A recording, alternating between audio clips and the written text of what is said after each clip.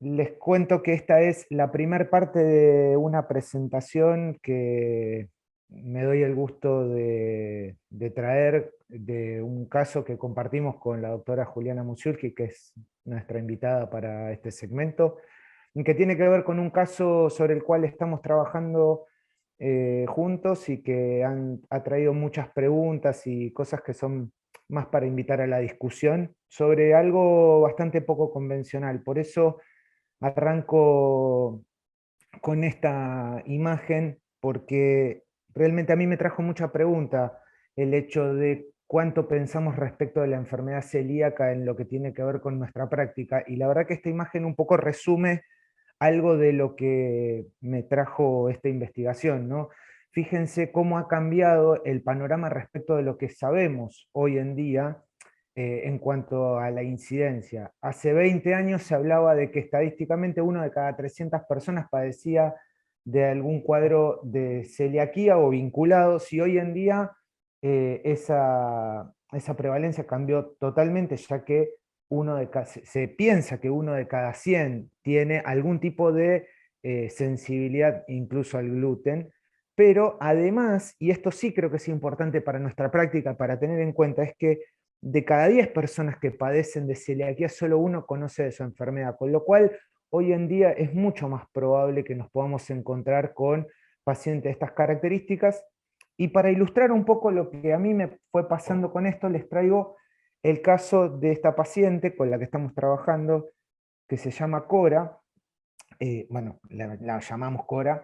Cora es una paciente de 31 años con un diagnóstico de trastorno bipolar tipo 1, un cuadro que tiene aproximadamente 14 años de evolución, el cual no me ha presentado mayores dudas respecto al diagnóstico, ya que tiene un claro episodio depresivo en la adolescencia y después una polaridad predominante maníaca, manifiesta en 3 episodios maníacos claros, de los cuales 2 motivaron internaciones psiquiátricas, que además cuenta con diagnósticos de celiaquía y de hipotiroidismo por tiroiditis de Hashimoto desde sus 14 años de edad.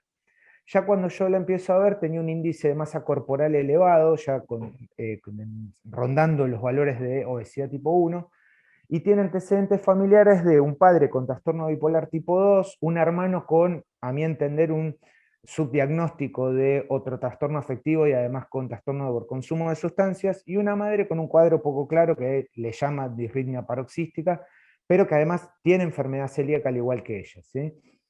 Yo empiezo a atender a Cora en junio de 2017. Al inicio de ese tratamiento, ella estaba medicada con carbonato de litio 900 miligramos día, olanzapina 10 miligramos día y lorazepam 2,5 miligramos día, ¿sí?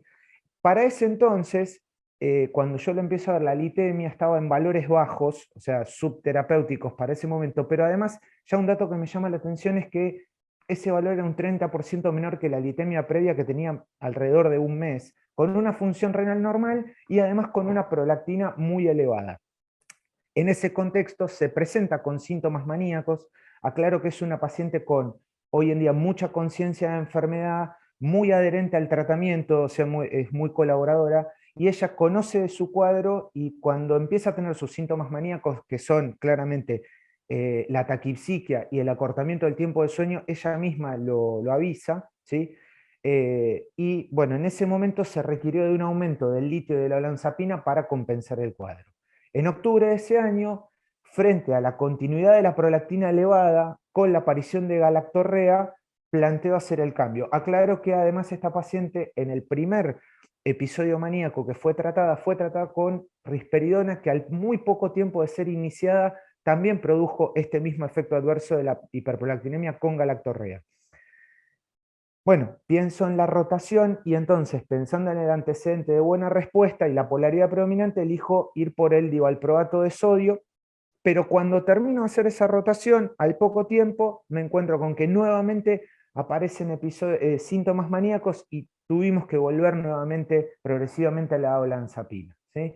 Marzo del año siguiente, situación similar, el nuevo intento, intentamos optimizar las dosis de litio y de divalproato. aparece una hiperamonemia derivada del aumento del ácido valproico. Ya se encuentran valores de TSH elevadas también, nuevamente aparecen síntomas maniformes y tuvimos que volver con la olanzapina. Ahí el mismo año, un nuevo intento también solamente yendo por aumentar las litemias. La litemia terminó superando el rango terapéutico, por lo que hubo que dar marcha atrás. Acá hay un dato que quiero destacar, que como habrán visto en el slide anterior, yo aclaré cuáles eran las marcas de los fármacos que la paciente estaba recibiendo. En octubre de 2018, como todos recordarán, el Scalit sale del mercado, que era el litio que la paciente estaba recibiendo. Hicimos la transición al Ceglutión, que es el que está tomando actualmente, porque era la marca que estaba disponible en mercado, y por averiguación de la misma paciente nos enteramos que el Scalit no era una droga no era un producto farmacéutico apto celíaco, como no lo era ninguna de las otras marcas de las drogas que ella venía tomando. Con lo cual, por un relevamiento de la misma paciente, hicimos cambio de todas las marcas para las que eran apto celíaco. Bueno, ahí empieza a estabilizar un poquito las litemias.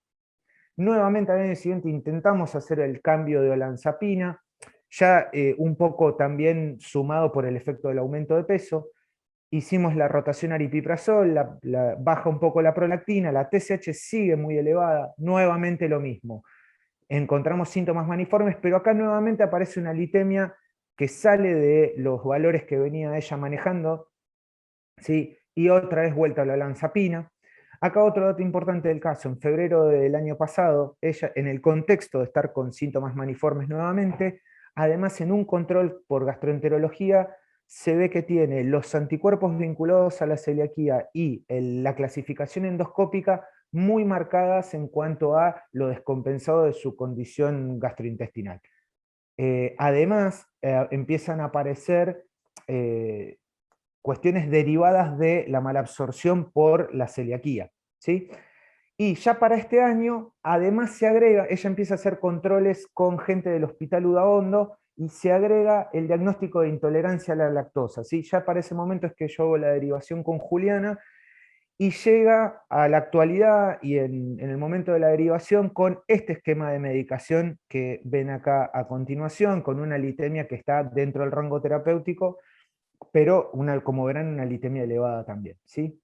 Bien, ¿cómo resumí un poco la situación? Una paciente estable mediante polifarmacia, con una absorción de drogas cuanto menos variable o dudosa, con numerosos efectos adversos, entre los cuales vamos a hacer foco también en la cuestión del sobrepeso, y con un control tiroideo alterado que, como todos sabemos, ya de por sí eso solo es un factor muy importante en lo que tiene que ver con el curso evolutivo de un paciente con trastorno bipolar. Pero las preguntas que invito a discutir también es, bueno, ¿cómo influye la enfermedad celíaca en el cuadro de Cora? Tanto de cómo tiene que ver en el caso de la comorbilidad, si existe alguna relación en la fisiopatología, y en ese caso si tendría un papel importante la dieta libre de gluten. ¿Cómo influye además la enteropatía sobre su hipotiroidismo? Y el que tal vez sea el tema que más me interesa plantear es cuál es la absorción de los fármacos en estas circunstancias de esta paciente, ¿sí?